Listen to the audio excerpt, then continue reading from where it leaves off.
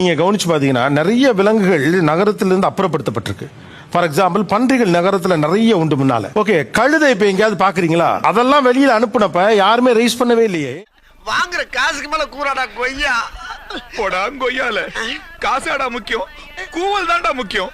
அதுவும் வித்தியாசமா கூவுறான்டா அவன். மனிதர்கள்னாலே ஒரு சுபாவிகள் தாங்க. எப்பயாவது ஒரு 60 வயசுக்கு அப்புறமா இந்த நடைபாதையில் நீங்கள் நடந்துட்டு இருக்கக்குள்ள உங்களை சுற்றி காக்கா குருவி எதுவுமே இல்லாமல் ரோடு வெட்ட வெளிச்சமாக அப்படியே இருந்தால் அந்த நடைபாதை பயணம் உங்களுக்கு எந்த மாதிரியான நினைவலைகளை கொண்டு வந்து சேர்க்குங்கிறத ஒரு செகண்ட் யோசிச்சுக்கோங்க. பன்றிகள் வளர்க்குறது ஒரு சமூகத்துக்கு வாழ்வாதார பிரச்சனையாக இருக்கிறப்போ அதை பற்றி எப்படி பேசாமல் விடுவாங்க? பொதுவாக கழுதைகள் செய்கிற வேலையை இப்போ லாரி டிராக்டர் வச்சு செய்கிறோம். கிராமத்தில் இன்னும் விவசாயம் கட்டுமானத்துக்கு அது பயன்படுது.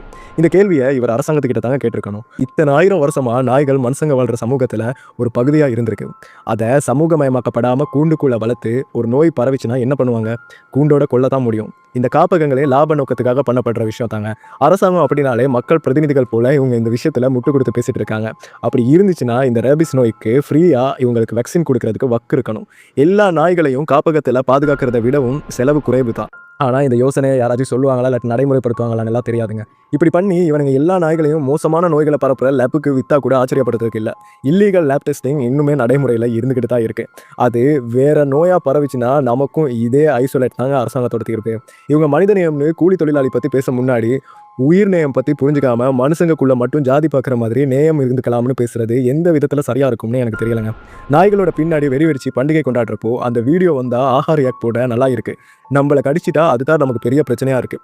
எந்த ஒரு விளைவுக்கும் எதிர் விளைவு கண்டிப்பாக இந்த உலகத்தில் இருக்க தாங்க செய்யும். பைக்கில் போகிறப்போ ஆர்ன் அடிச்சு குழப்புறது, ஃபன்னுக்கு சூடு வைக்கிறது, இப்படி பண்ணுற சைக்கோ தாயங்களை பற்றி ஏன் இந்த ப்ரோக்ராம்லலாம் யாருமே பேச மாட்டாங்க? நான் ஒரு நாய் கடிச்சு பாதிக்கப்பட்டவனும் வச்சா என்னோட கோபத்தை நான் பேசலாம். அது வச்சு சமூக பிரச்சனைக்கு என்னை கூப்பிட்டு விட்டா ஒரு சார்பாக மட்டும்தாங்க என்னால் யோசிச்சு பேச முடியும். இயற்கையோட டொமினோ எஃபெக்ட் புரிஞ்ச நம்மாழ்வார் போல ஒருத்தர் போதும் இந்த டாபிக்கு. நாய்கள் வாசத்துக்கு எலி பெருசாக வராதுங்க. நாய்கள் இல்லைனா எலி பிரச்சனை கூடிரும். அப்புறம் எலி, எறும்பு, காக்கா, குருவின்னு எல்லாத்தையும் காப்பகத்தில் அடிச்சு பிடுங்க முடியுமா? இல்லை நல்ல விவாதம் தெரிஞ்ச ஆளுங்களை கூப்பிட்டு விட்டு அடுத்த சைடில் ஒன்றும் தெரியாத ஆளுங்களை நிப்பாட்டி இப்படி ஒரு ப்ரோக்ராம் இவங்க டிஆர்பி ரேட்டுக்காக வேணா நல்லா இருக்கும்னு சொல்லுவாங்க. ஆனால் உண்மையாகவே இதை பார்த்தா எனக்கு ரொம்ப அனுதாபமாக இருக்குது. இந்த சொசைட்டியை நினச்சா ஒரு பேச்சுக்கு சொன்னால் மனுஷங்க கிட்ட இருந்து ப்ளூ வைரஸ், காச நோய், இந்த மாதிரியான நோய்கள் அனிமல்ஸுக்கு பரவலாம். இதனால பாதிக்கப்பட்டவனை எல்லாரையும் பிடிச்சி தனிமைப்படுத்தினா சரியா இருக்குமா?